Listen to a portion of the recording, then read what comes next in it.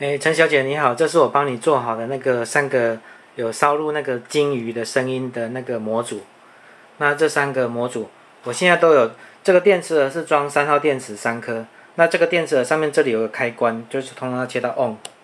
你放到肚子里面的时候，先切 on， 就切 on。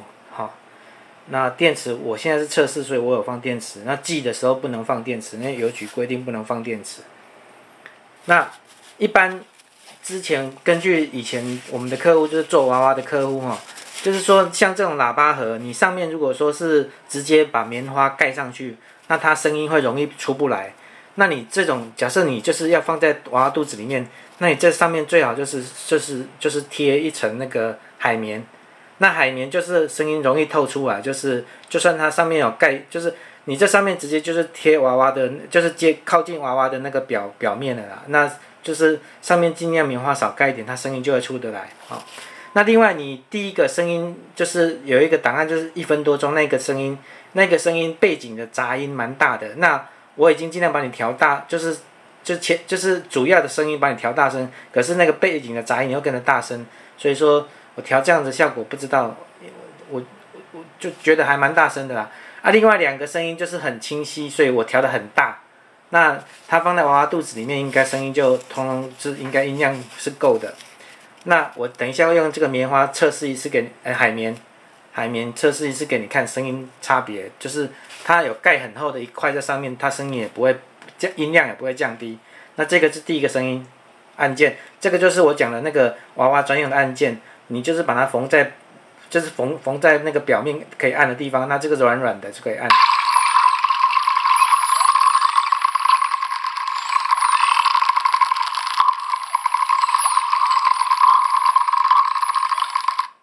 这个我音量大概应该有接近100分贝哦，蛮大声的。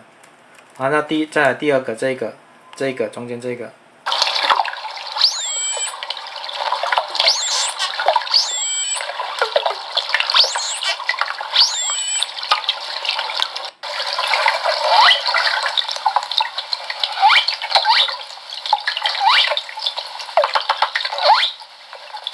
那这个是有把2个声音档案接在一起的，就是混成一个声音档。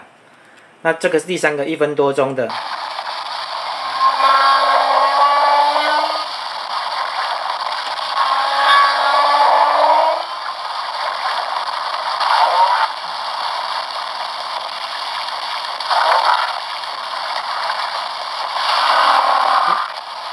我先把它关掉，因为它1分多钟蛮长的。那我现在这个，那我把这个海绵盖上去，